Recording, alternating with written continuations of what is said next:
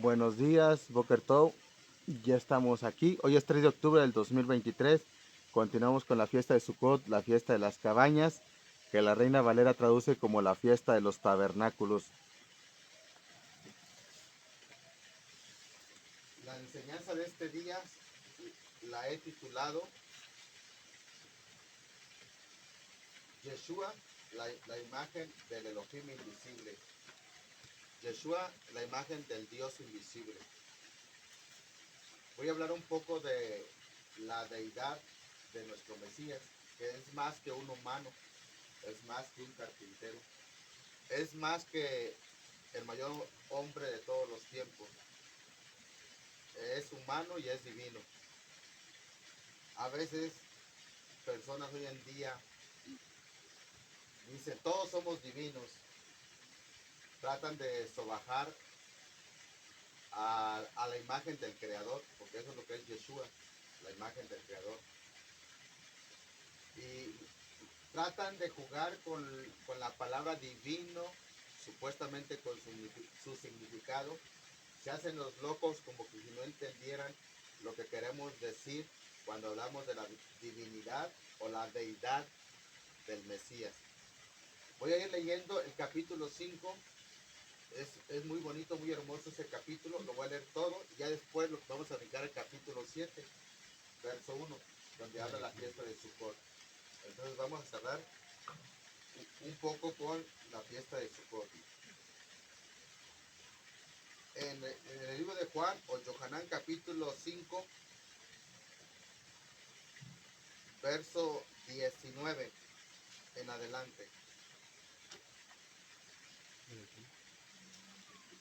Respondiendo entonces Yeshua les dijo, de cierto os digo, no puede el Hijo hacer nada por sí mismo, sino lo que ve hacer al Padre, porque todo lo que el Padre hace, también lo hace el Hijo igualmente. Vamos a hacer una oración, una tefilá. Padre Celestial, bendice este día, de principio a fin, lo que estamos haciendo, los tevilot, los bautizos que vienen a continuación, el desayuno físico para el cuerpo y algo de recreación también.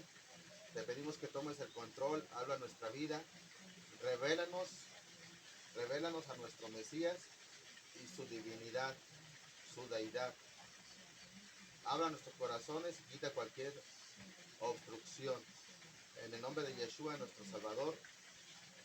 Amén. En el verso 19 al final dice, porque todo lo que el Padre hace, vean las siguientes palabras, también lo hace el Hijo igualmente, no inferiormente, no menormente. Vean, todo lo que hace el Padre, también lo hace el Hijo, pero igualmente. Allí comienza a hablar de su divinidad. Muchas personas, aún en Torah, en raíces hebreas, le enseñan a la gente que Yeshua no es Jehová o Yahshua no es Yahweh. Cuando ellos dicen eso es porque no entienden. No entienden. Y a veces uno piensa que cuando es un moré, alguien que sabe mucha Biblia, debería de entender. Pero ¿por qué no entienden? ¿Por qué no entienden la divinidad de Yeshua, de Yahshua? Lo digo de las dos formas para ambos creyentes.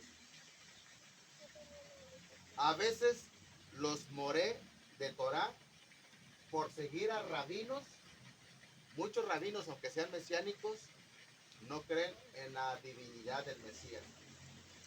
Otros roé de raíces hebreas no creen en la divinidad del Mesías porque como vienen de una doctrina cristiana, la traen tan impregnada, tan arraigada, que no la quieren soltar.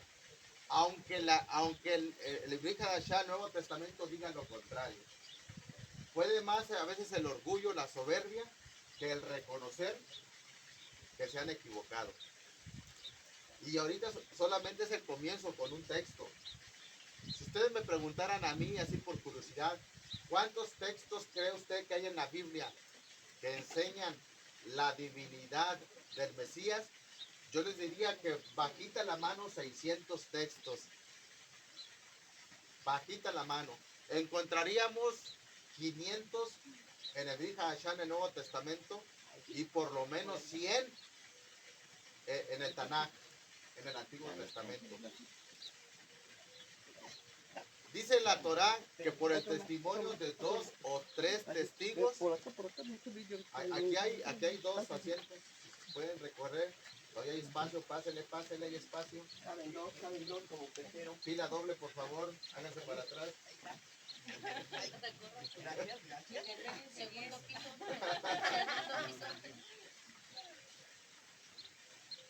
Entonces, dice la Torá que por el testimonio de 2 o 3 testigos.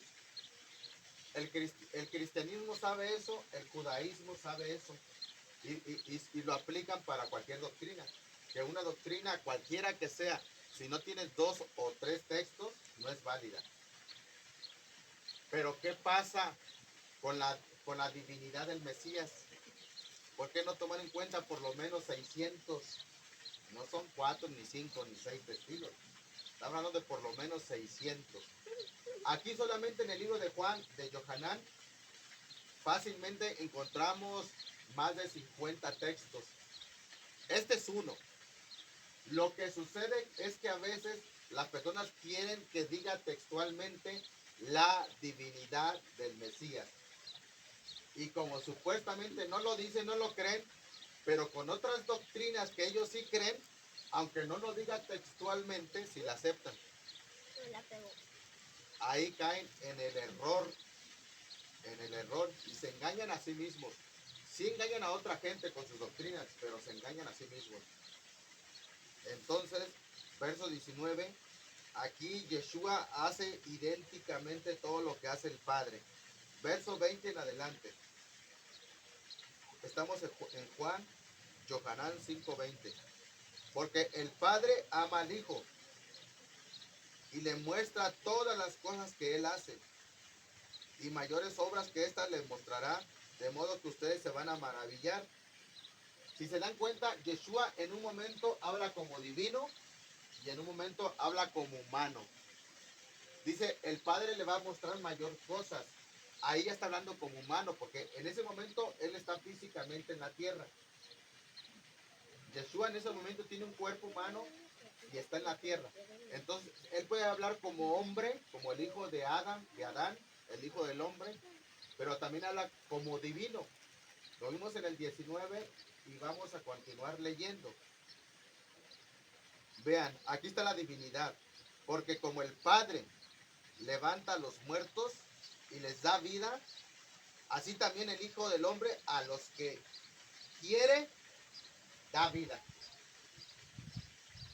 Es decir, cuando yo quiero y a quien yo quiero, yo les doy la vida, así como el Padre lo hace, yo también lo hago. Damas y caballeros, eso es ser divino. Moisés no podía decir ni hacer eso. David no podría decir eso. Ninguno de los apóstoles podría decir eso. A quien ellos quieren da vida. Entonces, habla como humano y habla como divino. Más adelante dice, ¿por qué no entendéis mi lenguaje? Les dice. Y más adelante les dice, si creyeras a Moisés y a sus escritos, creerías en mí, porque de mí escribió él. Verso 22. Porque el Padre a nadie juzga, sino que el juicio dio al Hijo. Otra vez, aquí vemos una mancuerna. Aquí vemos un trabajo en equipo. Que el Padre, pudiendo juzgar, no juzga, sino que le deja el juicio al Hijo. Algún día todo ser humano se va a parar delante del Hijo y el Hijo los va a juzgar. En su primer venida, Él vino como el Cordero de Pesaj, el Cordero de Pascua. Y Él vino también para ser un Cohen Gadol, un sumo sacerdote, según el orden de Melquisedec. El Mesías tiene dos oficios, ser sacerdote y ser rey.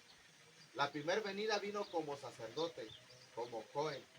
La segunda venida, cuando él regrese, ya no regresa como sacerdote, regresa ahora como rey. Aunque claro, trae el oficio de sacerdote, pero me refiero a su manifestación, es para reinar 1000 años. Entonces tiene dos oficios el Mesías, para que no se les olvide. Es sumo sacerdote, diciéndolo en español, y es rey. Para que todos honren al Hijo como honran al Padre. Si Yeshua no fuera divino, eso sería idolatría. ¿Saben lo que han dicho dos o tres personas de Torah en las redes? Y que a mí me ha tocado dialogar con ellos. Dicen, allí habla de honra. Vean la barbaridad que dice. Ahora aparentemente son expertos en idiomas, en lingüística. Ahí no dice que adorar, ahí dice que honra. Está bien, vamos a darle el beneficio de la duda. Vamos a decir que allí hasta en griego dice honra, para que todos honren al Hijo como honren al Padre. Entonces, ¿cómo se podría honrar al Padre? Porque hay que hacerlo idénticamente con el Hijo. Vea la blasfemia que sería si yo digo las mismas palabras. Para que todos honren a Jaime Guzmán como honran al Padre. ¿No sería una blasfemia? Independientemente de lo que signifique honra, entonces sería una blasfemia, porque yo no me puedo comparar al Padre. Solamente alguien que sea igual al Padre se puede comparar. Y como Yeshua es la imagen del Dios invisible, Él lo puede decir, Él lo puede hacer. Entonces hay una divinidad y no es un mentiroso. Yeshua no era un mentiroso, no era un blasfemo. Él decía la verdad. Y los que lo han tomado por mentiroso se van a parar delante de él y van a doblar sus patitas arrepentidos, pero para muchos será muy tarde. Yo no digo que los que no creen en la divinidad del Mesías no son salvos, no estoy diciendo eso. Lo que estoy diciendo es que los que no son salvos algún día van a doblar sus rodillas y van a confesar que Yeshua es Adonai para su propia gloria. Ahí dice para la gloria de Dios Padre, pero es como es el mismo, para su propia gloria. De acuerdo a Filipenses 2, 11 y 12. Para que todos honren al Hijo como honran al Padre. El que no honra al Hijo, no honra al Padre que le envió. ¿Qué sería honra? Bueno, hay dos maneras de explicar lo que es la honra.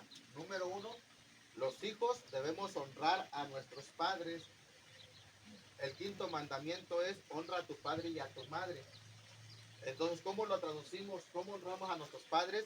Que cuando somos niños los respetamos, no le gritamos a nuestros padres, no le decimos maldiciones, niños, a nuestros padres, los respetamos, eso es honrar cuando somos niños. Y cuando somos adultos y nuestros padres llegan a la tercera edad, otra manera de honrarlos es económicamente. Es decir, cuando nuestros padres necesitan un taco, necesitan algo de comida, con dinero se le honra. Y ahí viene la segunda explicación de honra. ¿Cómo se honra a un rey? Cuando en un país existe la monarquía, que todos los ciudadanos de ese reino lo respetan, hacen reverencia. Hasta en las películas no han visto esto. Mi rey. Y aparte de esa honra, ese respeto, también le pagan tributo. Entonces, por eso es que cuando nuestros padres llegan a la tercera edad, una manera de honrarlos, aparte de no faltarles al respeto con malas palabras, con groserías, también es económicamente. Así se honran a los reyes, pagándoles tributo. Ellos nos criaron, nos dieron de comer en la boca. Ahora nosotros debemos hacer lo mismo cuando ellos ya no pueden comer, cuando ya no pueden valerse por sí mismos. Eso es honrar a nuestros padres. Así como honramos a nuestros padres, así debemos honrar al rey. Si Yeshua es el rey de reyes y señor de señores, de acuerdo a Apocalipsis capítulo 19, el Rey de Reyes y Señor de Señores, también se le honra con respeto, con reverencia. Yo no quiero que ustedes, no debería decir eso, ahorita le voy a decir por qué. Ustedes no deberían reverenciarme porque no soy el Rey de Reyes. Ni siquiera soy rey terrenal, que no quiero, pero tampoco soy el Rey de Reyes. Entonces, así como se le honra al Padre, no, al Padre Celestial, al Abacadosh, no solamente se le adora, esa es una forma. Se dice que adorar es en griego proskuneo, que es hincarse de rodillas ante el Eterno, ¿no? Y orar con nuestro Padre. Eso es correcto. Pero aparte de adorarlo, aparte de cantarle alabanzas, también hay que honrarlo, respetarlo, no, no decir malos chistes de mala leche, de mala voluntad con el Padre. No debemos hacer chistes de Él, porque entonces le estamos faltando al respeto y no lo estamos honrando. ¿Qué súbdito, qué ciudadano va a hacer chistes de su rey? Lo mandan al calabozo y después a la muerte. Entonces, honrar también es ese respeto reverente. Entonces, conclusión, así como se honra al Padre, se honra y se debe de honrar al Hijo de la misma manera. De cierto os digo, verso 24, el que oye mi palabra, esto dice Yeshua. Otra vez Yeshua vuelve a hablar como divino. El que oye mi palabra y cree al que me envió, es decir, me escucha a mí y cree al Padre que está en los cielos, tiene vida eterna. Tiene vida eterna. Esta es una seguridad de salvación. No es a lo mejor tiene vida eterna. No es quizás tiene vida eterna. No es maybe, no es puede ser, es seguro, tiene vida eterna. Y ahora sí habla del futuro después, y no vendrá, es decir, en el futuro, no vendrá condenación. No va a ser condenado al lago de fuego, al infierno. Mas ha pasado de muerte a vida. Vamos a suponer que aquí donde estamos todos es un lugar de muerte, es solamente un símil, una comparación. Vamos a decir que de aquel lado está la vida eterna. Entonces Yeshua está diciendo, ha pasado de muerte a vida. Ya estoy acá de este lado, ya pasé a la vida eterna. Entonces eso es lo que significa creer en que Yeshua es el Mesías, es el Hijo del Eterno. Pero no hijo eterno como un hijo de vecino. Aquí el judaísmo le enseña incorrectamente a sus súbditos, a sus seguidores, que todos somos hijos de Dios. Que eso no es extraordinario, que Jesús dijo, soy el Hijo de Dios. Solo que aquí hay deshonestidad. Hay hijo de Dios. En el vocabulario español, para diferenciar, por ejemplo, para diferenciar, se utiliza en este caso en el español, la palabra en mayúscula, la letra en minúscula. Cuando se dice de el Hijo de Dios, en las Biblias en español, es con H mayúscula. ¿Por qué con H mayúscula? Haciendo diferencia de los demás, que aunque todos pudiéramos ser hijos de Dios, vamos a decirlo, yo sé que todos somos creación y todos los que lo reciben bajan a ser hijos, pero vamos a suponer que todos los seres humanos somos hijos de Dios, pero somos hijos con H minúscula. Pero hijo de Dios con H mayúscula quiere decir que entonces esa persona no es un hijo común y corriente, es un hijo especial. Por eso correctamente se traducen al español la mayoría de las Biblias con H mayúscula. Entonces dice aquí, y no vendrá condenación, tiene vida eterna, mas ha pasado de muerte a vida. De cierto os digo, viene la hora y es cuando los muertos oirán la voz del Hijo de Dios. Ahí está, Hijo con H mayúscula, de grande, del Hijo de Elohim. Viene la hora cuando los que están en los sepulcros, en las tumbas, van a escuchar la voz del Hijo del Eterno, que es Yeshua, y los que la oyeren vivirán. Aquí está hablando desde el punto de vista del arrebatamiento.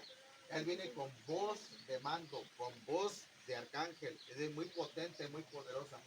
Y con trompeta de Elohim. Entonces hay personas que van a escuchar su voz para resurrección. Si en estos momentos fuera el arrebatamiento, nosotros estamos vivos. Pero los que murieron creyendo que están en los sepulcros, sus cenizas, sus huesos, sus cuerpos en descomposición, ellos son los que resucitarían. Nosotros los que estamos vivos seríamos transformados como un rayo, como un relámpago, en un abrir y cerrar de ojos. A la final trompeta. Porque como el Padre tiene vida en sí mismo, así también ha dado al Hijo el tener vida. Vean la comparación. Como el Padre tiene vida en sí mismo, es decir, Él es vida, a Él nadie lo procreó, Él es eterno, Él es autoexistente, Él siempre ha existido. Cuando les pregunten de dónde viene Dios, si Dios existe, díganle, Él no viene de ninguna parte, Él ha estado todo el tiempo en el mismo lugar. El universo es su casa. Entonces, el creador como ser no fue creado.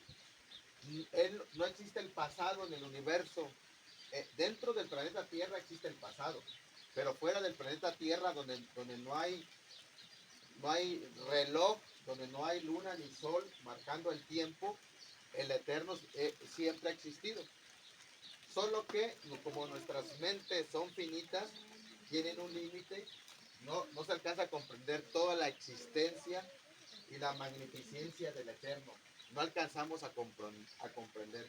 Por muy inteligentes que fuéramos, como muy superdotados que fuéramos, no podríamos. Por mucho coeficiente intelectual que tuviéramos, no comprenderíamos.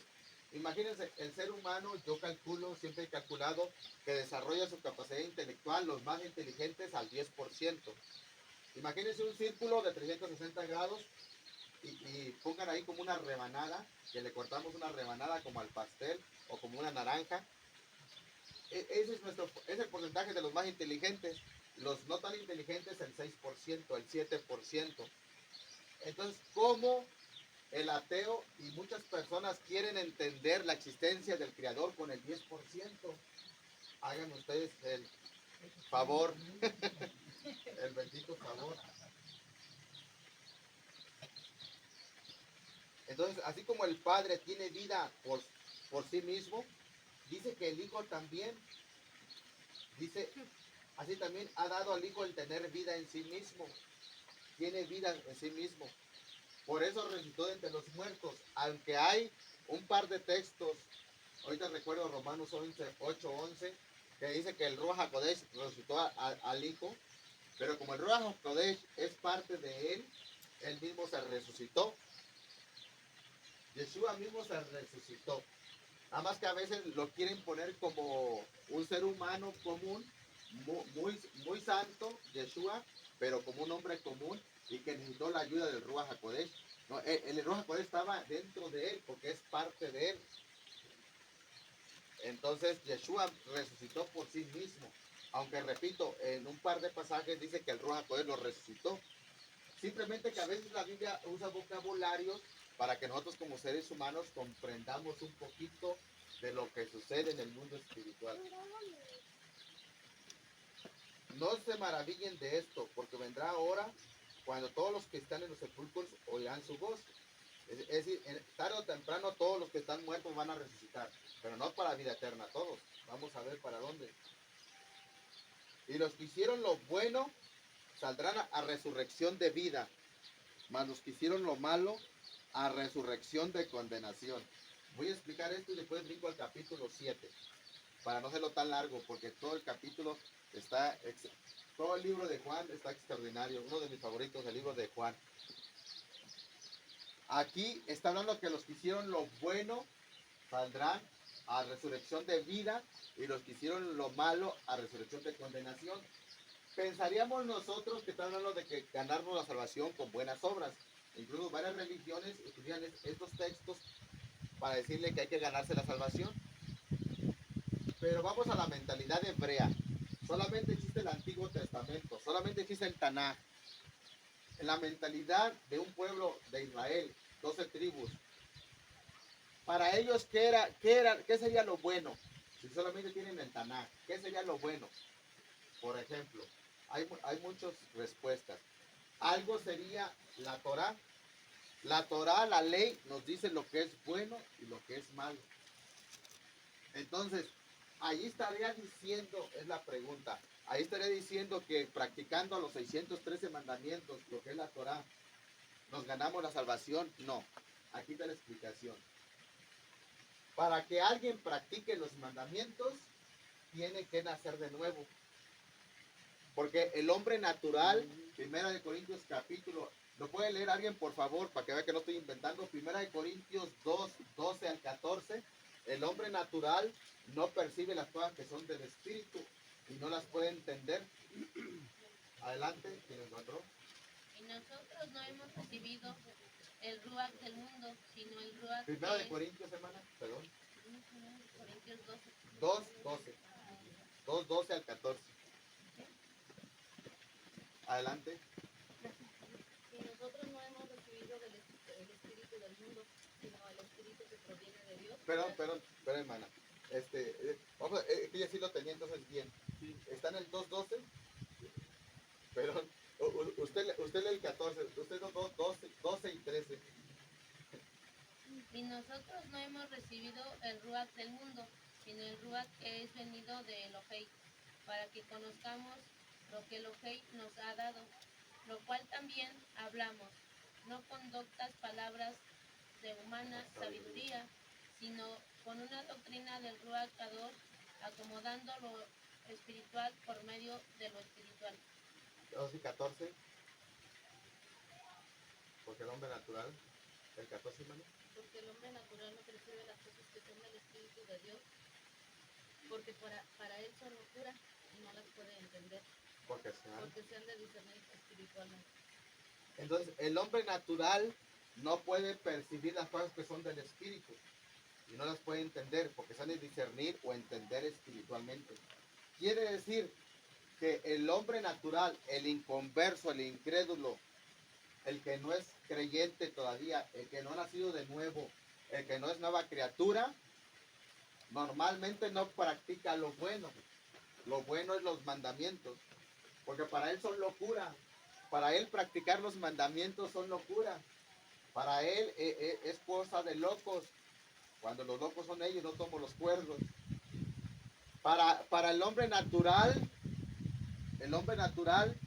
orar, leer la Biblia, festejar las fiestas, son locura, porque se deben de discernir, entender espiritualmente. Y a nosotros nos ha traído a Sukkot el espíritu, el Ruach. Y antes no las podíamos entender, inclusive, aunque habíamos nacido de nuevo en el cristianismo. Pero este es el punto. Los que hicieron lo bueno, ¿quiénes hacen lo bueno? Los que no son hombres naturales, los que son nueva criatura.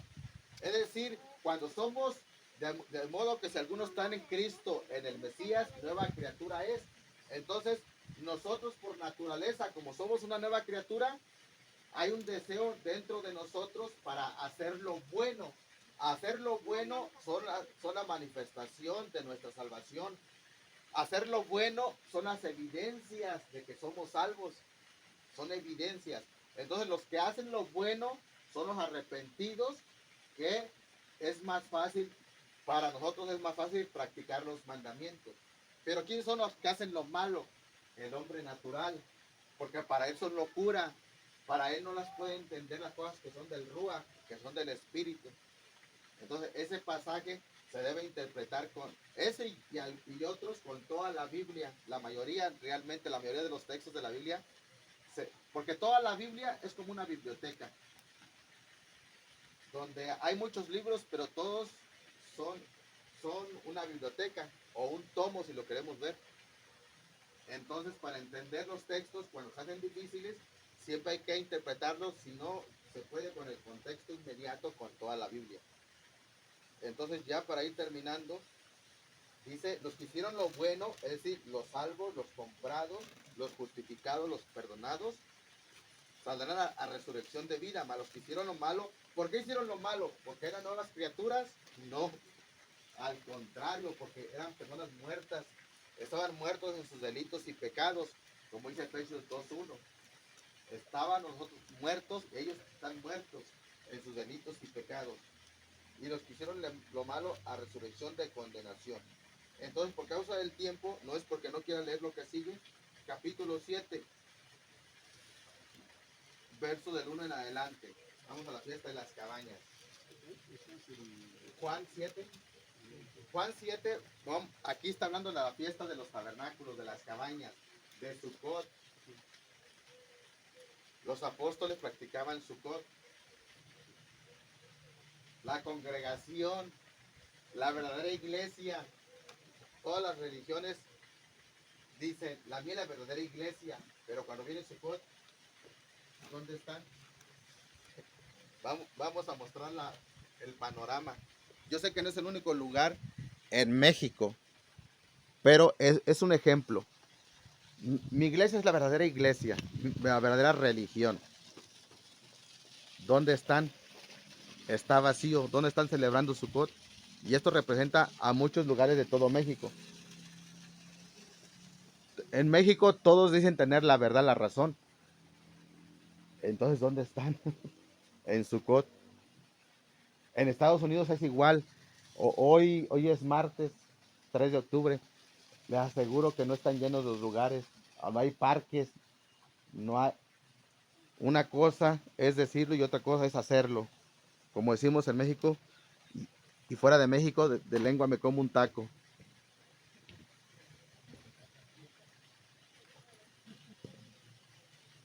Voy a sacarlo un poquito más para que se escuche un poquito más mi voz. Entonces, ¿alguien quiere leer 7, 1 y 2? Por favor. Después de esas cosas andaba Jesús en Galilea, ya fue Galilea, pero no quería andar en Judea porque los judíos procuraban matarle. Estaba cerca la fiesta de los judíos de Sucot, y le dijeron sus hermanos, sal de aquí y vete a Judea, para que también tus discípulos vean las obras que haces. Gracias. Hasta ahí, hermano. Dice, verso 2. Estaba cerca la fiesta de los judíos, la de los tabernáculos, la de Sucot. ¿Qué fecha sería esa? Entre septiembre y octubre, como en estos días. Ahora, aquí le llama la fiesta de los judíos. Sabemos que no es de los judíos, pero ¿por qué el autor dice la fiesta de los judíos? Porque en aquel tiempo los romanos no lo practicaban, los griegos no la practicaban, los egipcios no la practicaban. Entonces es muy común que se dijera la fiesta de los judíos. Es muy común. ¿Por qué no dice la fiesta de Israel? Bueno, porque Israel estaba disperso. La mayoría que no son judíos, que son de las 10 tribus, por ejemplo, que estaban ya dispersos, estaban fuera de Israel. Entonces es algo muy obvio, muy lógico que el autor dijera la fiesta de los judíos. Aunque nosotros sabemos en su contexto que no es de ellos. Pero ellos sí le estaban practicando en ese momento. Y dice verso 3, y le dijeron sus hermanos, estos no son los apóstoles, estos no son los de sangre. Bueno, vamos a ver quiénes son. Aquí dice el contexto. Le dijeron sus hermanos, perdón, me retracto, vamos a leer. Y le dijeron sus hermanos, sal de aquí y vete a Judea para que también tus discípulos vean las obras que haces. Estos son los verdaderos hermanos de sangre y dicen, vete de aquí para que tus discípulos. Entonces, los hermanos aquí no son los apóstoles, son los hermanos de sangre, hijos de María, hijos de José. Entonces, aquí la escritura es bien clara, le dicen los hermanos de sangre, vete de aquí para que tus discípulos, tus apóstoles, crean lo que estás haciendo. Porque esto le decían sus hermanos, porque ninguno que procura darse a conocer hace algo en secreto. Si estas cosas haces, manifiéstate al mundo. Porque ni aún sus hermanos creían en él. Los hijos de José y María, ni aún sus hermanos de sangre, en lo que está hablando, creían en él. Sigo leyendo. Verso 6. Entonces Yeshua les dijo, Mi tiempo aún no ha llegado, mas el tiempo de ustedes siempre está presto. No puede el mundo aborrecerlos a ustedes, mas a mí me aborrece, porque yo testifico de él, que sus obras son malas, por eso no lo aborrecían. Y luego les dice esto: suban ustedes a la fiesta, yo no subo todavía a esta fiesta porque mi tiempo aún no se ha cumplido. Cualquiera podría pensar, entonces Yeshua no practicó Sukkot, no practicó la fiesta de los tabernáculos, de las cabañas. Sí, hay que seguir leyendo, sí la practicó. Y habiéndoles dicho esto, se quedó en Galilea. Pero después que sus hermanos, él estaba esperando su tiempo, pero después que sus hermanos habían subido, entonces él también subió a la fiesta, no abiertamente, sino como en secreto. Y le buscaban los judíos en la fiesta, en la de Sucot, y decían: ¿dónde está aquel? Y había gran murmullo acerca de él entre la multitud, pues unos decían: es bueno, pero otros decían: no, sino que engaña al pueblo. Pero ninguno hablaba abiertamente de él por miedo de los judíos. Mas a la mitad de la fiesta subió Yeshua al templo y enseñaba, y se maravillaban los judíos diciendo: ¿cómo sabe este letras sin haber estudiado? Yeshua en pleno Sukkot está enseñando la Biblia. Él está en la fiesta. Él no sube primero, deja que sus hermanos se adelanten y después sube él. Y Yeshua le respondió y dijo: mi doctrina no es mía, sino de aquel que me envió. El que quiera hacer la voluntad del Padre conocerá si la doctrina es del Padre o si yo hablo por mi propia cuenta. El que habla por su propia cuenta, su propia gloria busca. Pero el que busca la gloria del que le envió, este es verdadero, y no hay en él injusticia. Verso 19. ¿No les dio Moisés la ley y ninguno de ustedes cumple la ley porque procuran matarme? Aquí Yeshua les está revelando los planes malévolos, porque lo quieren matar. Y después ellos se excusan, dicen: tú estás endemoniado, ¿quién quiere matarte? No se hagan los tontos. Sí lo querían matar y terminan entregándolo a los romanos para que le den la pena de muerte, la de la crucifixión. Entonces, verso 20. Respondió la multitud y dijo: demonio tienes, ¿quién procura matarte? Y Yeshua respondió y le dijo: una obra hice y todos se maravillan. De cierto, Moisés les dio la circuncisión, no porque sea de Moisés, pastores, sino de los padres, de los patriarcas. Y en el día de reposo circuncidan al hombre. Vamos a brincar. Habla de la circuncisión. Queremos ver el último tema para terminar. Verso 32. Los fariseos oyeron a la gente que murmuraba de él de estas cosas, y los principales Coanim, sacerdotes, y los fariseos enviaron alguaciles para que le prendiesen. Entonces Yeshua les dijo: todavía un poco de tiempo estaré con ustedes e iré al que me envió, es decir, al cielo. Me buscarán y no me hallarán, y a donde yo estaré ustedes no van a poder venir. Entonces los judíos dijeron entre sí: ¿a dónde se irá este que no le hallemos? ¿Se irá a los dispersos entre los griegos? ¿Se irá a los dispersos entre los griegos? ¿De cuáles dispersos está hablando? De los judíos. Había judíos que ya se vestían como griego y hablaban como griego y tenían la cultura griega. Entonces, a veces cuando leemos, por ejemplo, cuando leemos en Romanos capítulo 1, ahí está abajo, a la mano derecha. Cuando dice al judío primeramente y también al griego, ¿se acuerdan? Que se le predique el evangelio al judío primeramente y también al griego. Cuando dice al griego, no se refiere a los griegos que no tienen nada que ver con Israel, se refiere a los dispersos que estaban en Grecia. Cuando dice al judío, se refiere al de la región de Judea y también al griego, al que estaba en Grecia. Solo que antes no lo entendíamos, pensábamos que cuando decía griego se refería al gentil, y no, se refería a judíos helenizados. ¿Qué significa esto que dijo: me buscaréis y no me hallaréis, y a donde yo estaré vosotros no podréis venir? Verso 37. En el último y gran día de la fiesta, ese es el último día, 21 de Aviv, el séptimo día. En el último y gran día de la fiesta, la fiesta de Sukkot,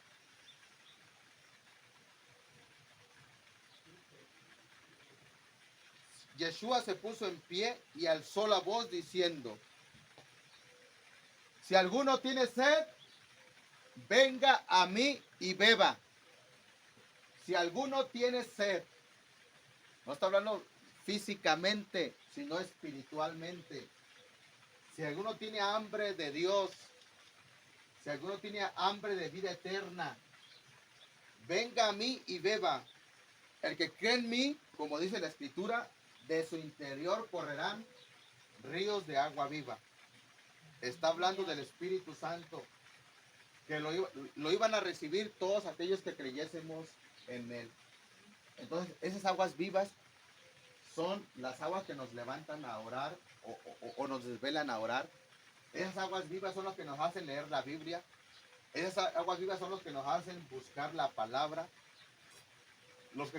Cuando alguien no quiere escuchar la Biblia, cuando alguien no quiere congregarse, cuando alguien no quiere saber nada del Eterno, una de dos: o las aguas vivas están muriendo y ya no están tan vivas. No digo del Espíritu Santo, me refiero a que espiritualmente las personas están muriendo. Hay algo malo con esas aguas. Pero cuando está rebosando el Ruach HaKodesh, cuando está brotando, cuando está cayendo con mucha agua, no queremos escuchar. Cuando alguno de ustedes me preguntó o me ha preguntado, ¿va a haber enseñanza? Es el Ruach HaKodesh que está por dentro, quieren escuchar. Yo también quería, pero ya le hemos hablado. El primer día que llegamos el viernes allá, que fue muy difícil, ya saben lo que pasó. Y el sábado, todo el tumulto, toda la algarabía, la gente para allá y para acá. Entonces, yo también quería, pero bueno, yo dije, el Eterno está en control. Pero ese deseo que tenían ustedes, esos son ríos de agua viva. Amén. Son ríos de agua viva. Entonces, el agua viva que corre por dentro, que es el Ruach HaKodesh, hermanos, que cuando lo dejamos fluir, y fluye más con oración y ayuno. ¿Se acuerdan en Yom Kippur, ahora que estábamos ayunando 25 horas? Nos sentíamos diferente. El Ruach HaKodesh tenía libertad aquí adentro. Dice la Escritura que donde está el Espíritu ahí hay libertad, pero se refiere a la libertad interna. Lo dejamos fluir, allá hay libertad.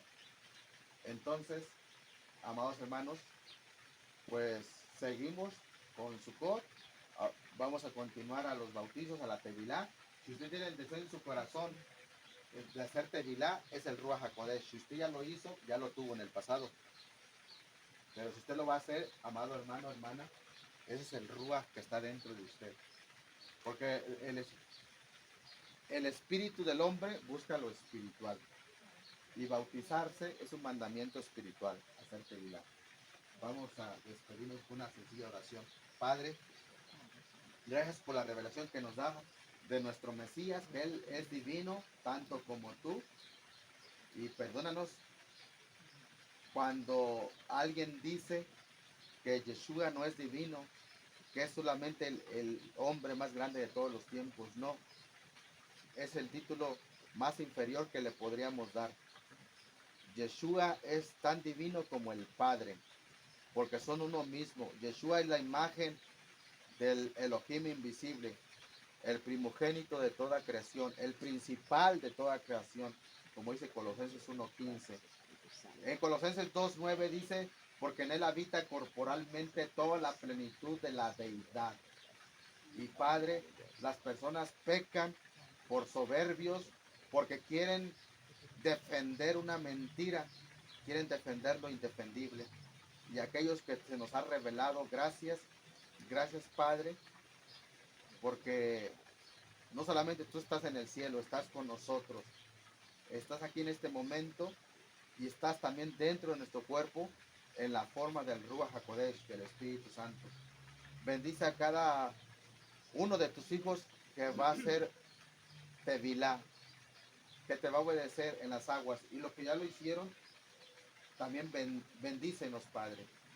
Gracias porque nos has permitido participar de este Sukkot, de estas cabañas, de este ensayo, de esta práctica. En el nombre de Yeshua te damos gracias, nuestro Mesías y nuestro Salvador. Amén y amén. Amén, amén, amén. Gloria al Padre y bendiciones, amados hermanos. Dios, se atravesó una paloma. Mande. Se atravesó una paloma. Ah, sí. Wow, entonces que quedó grabada. Entonces, bendiciones y Haxamega, feliz Sukkot a todos. Nos vemos pronto.